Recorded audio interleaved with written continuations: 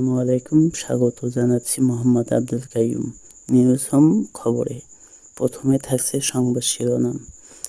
বিদেশে অবস্থিত বাংলাদেশ সকল দূতাবাস ও কনসুলেট অফিস থেকে রাষ্ট্রপতি মোহাম্মদ শাহাবুদ্দিনের ছবি অপসারণ। এখন বিস্তারিত। বিদেশে অবস্থিত বাংলাদেশি দূতাবাস ও কনসুলেট অফিস থেকে রাষ্ট্রপতি মোহাম্মদ শাহাবুদ্দিনের ছবি সরানোর নির্দেশনা দিয়েছে পররাষ্ট্র মন্ত্রণালয়। ওই নির্দেশনা পাওয়ার পর এর মধ্যে কয়েকটি দেশের বাংলাদেশি দূতাবাস থেকে রাষ্ট্রপতির ছবি সরিয়ে ফেলা হয়েছে। তবে কেন বা কী কারণে রাষ্ট্রপতির ছবি সরানোর এই নির্দেশনা তা স্পষ্ট করে কেউ কিছু বলতে পারেনি। বেশ কয়েকটি দেশের বাংলাদেশি দূতাবাসের সাথে কথা বলেছে সংবাদ মাধ্যম। সেগুলোর মধ্যে কোনো দূতাবাস সরকারের মৌখিক নির্দেশনা পেয়েছে, আবার কোনোটি সেই নির্দেশনা পায়নি। এমন নির্দেশনা দেওয়া হয়েছিল লন্ডনে বাংলাদেশি হাইকমিশনেও। লন্ডন হাইকমিশন সূত্র জানিয়েছে, মন্ত্রণালয়ের এই নির্দেশনা পাওয়ার পর লন্ডন হাইকমিশনে থাকা রাষ্ট্রপতি মোহাম্মদ শাহাবুদ্দিনের ছবি শুক্রবার রাতেই সরিয়ে ফেলা হয়েছে। তবে এ নিয়ে আনুষ্ঠানিক মন্তব্য জানতে পররাষ্ট্র মন্ত্রণালয়ের ঊর্ধ্বতন একাধিক কর্মকর্তার সাথে যোগাযোগ করা হলে তারা কোনো মন্তব্য করতে রাজি হননি। সাবেক সচিব এ.কে.এম. আব্দুল আউয়াল মজুমদার সংবাদ মাধ্যমকে বলেন, বিগত সরকারের সময় আইন অনুযায়ী শুধুমাত্র শেখ মুজিবুর রহমানের ছবি ব্যবহারের নিয়ম ছিল।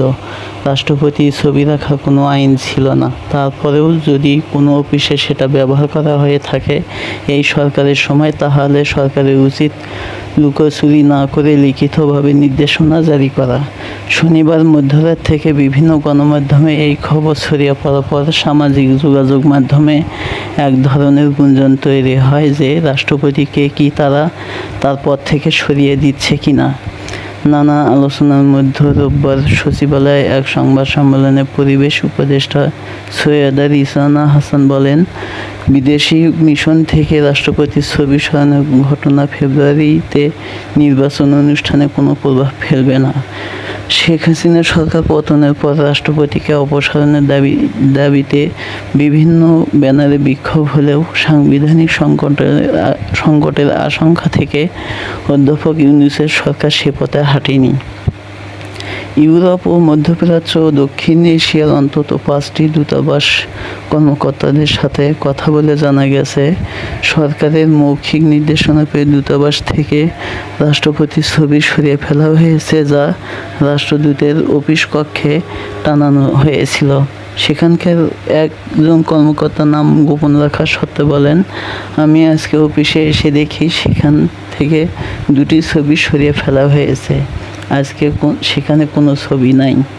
তেহরান দূতাবাসের ওই কর্মকর্তা জানান, সরকারের এই নির্দেশনার পর রাষ্ট্রপতির ছবি সহ 2টা ছবি সরিয়ে ফেলা হয়েছে।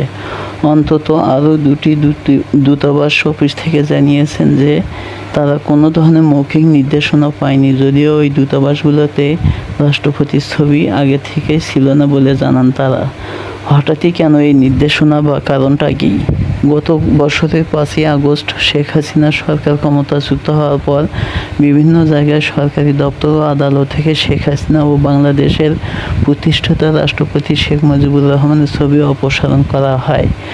গত 11ই আগস্ট রাষ্ট্রীয় সফরে সুইজারল্যান্ডের জেনেভায় যান পরিবেশ উপদেষ্টা সৈয়দা রিজওয়ানা হাসান। পররাষ্ট্র মন্ত্রণালয়ের একটি সূত্রের দাবি, পরিবেশ উপদেষ্টা জেনেভায় বাংলাদেশি দূতাবাসে গিয়ে সেখানে রাষ্ট্রপতি মোহাম্মদ শাহাবুদ্দিনের ছবি টানানো দেখতে পান। পরবর্তীতে তিনি বিষয়টি নিয়ে উদ্বেগ প্রকাশ করেন। সেখানে তিনি জানান যে তিনি বিষয়টি পররাষ্ট্র মন্ত্রণালয়কে জানাবেন।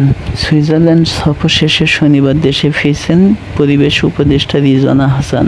তবে রিজওয়ানা হাসান সংবাদ মাধ্যমকে জানিয়েছেন, জেনেভা দূতাবাসে তিনি রাষ্ট্রপতির কোনো ছবি দেখেননি কিংবা এ নিয়ে তার সাথে পররাষ্ট্র মন্ত্রণালয়ের কোনো কথাও হয়নি।